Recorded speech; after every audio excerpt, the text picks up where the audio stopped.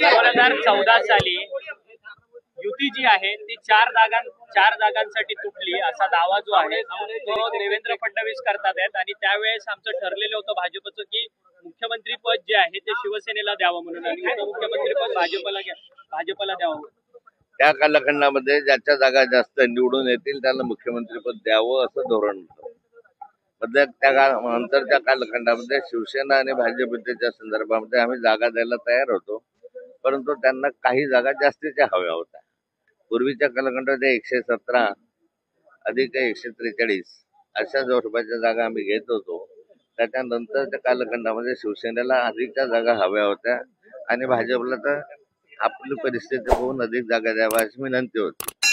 4-5 जागापर्यंत तडजोडीपर्यंत आलेही होते, परंतु या 4-5 जागा ज्या आहेत त्या कुणी एकमेकांना द्यायला तयार नव्हतं आणि मग भूमिका टोकाची झाली। शेवटी भारतीय जनता पार्टीने एकट्याने लढायचा निर्णय घेतला आणि युती तोडण्याचा निर्णय झाला। हा निर्णय जो आहे तो पक्षीय पातळीवर झाला, पक्षांतर्गत चर्चा करून तो झाला आणि विरोधी पक्षनेता म्हणून मी तो जाहीर केला। परंतु संजय राऊत असं म्हणतात की जी युती जी आहे 2014ला फडणवीसांनी तोडली नव्हती तर भाजपच्या दिल्लीतल्या वरिष्ठ नेत्यांनी ही युती तोडली नाही, मला असं वाटत नाही वरिष्ठांनी तोडली होती। निर्णय जो झाला तोडण्याच्या संदर्भामधला तो या ठिकाणी झाला। भारतीय जनता पार्टीच्या कार्यकारी समितीमध्ये कार्यकर्त्यांशी चर्चा करून निर्णय घेतला आणि हा निर्णय वरिष्ठांना दिल्लीला पोहोचवला, दिल्लीला कळवला। दिल्लीवरून संमती घेतल्यानंतर मग तो निर्णय मी जाहीर केला। मग या सगळ्याला तुम्ही असं म्हणताय की देवेंद्र फडणवीस जबाबदार आहेत, कारण खाली जर निर्णय झाला असेल तर तो फक्त वरती पोहोचवला असं म्हणायचं।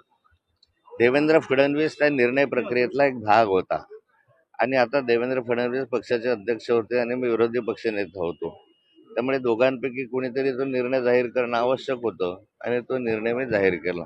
पण खाली कोणी कॉन्फिडंट नव्हतं असं देखील देवेंद्र फडणवीस म्हणतात। आम्ही कॉन्फिडंट होतो की आपण जिंकू शकू, माथूर असेल किंवा नाही, अधिकच्या जागा घेऊन आम्ही जिंकू शकू असं भारतीय जनता पार्टीचं मत होतं, पण तो तरीही युती करावी असा आग्रह होता, पण तो काही कारणासाठी युती होऊ शकली नाही आणि पुढचं चित्र तुमच्या समोर आहे। पण उपमुख्यमंत्र्याबद्दल काही बोलणं झालं होतं, या संदर्भात काही चर्चा झाली? ज्याच्या जागा जास्त त्याचा मुख्यमंत्री असं ठरलेलं होतं। उपमुख्यमंत्री संदर्भात काही चर्चा?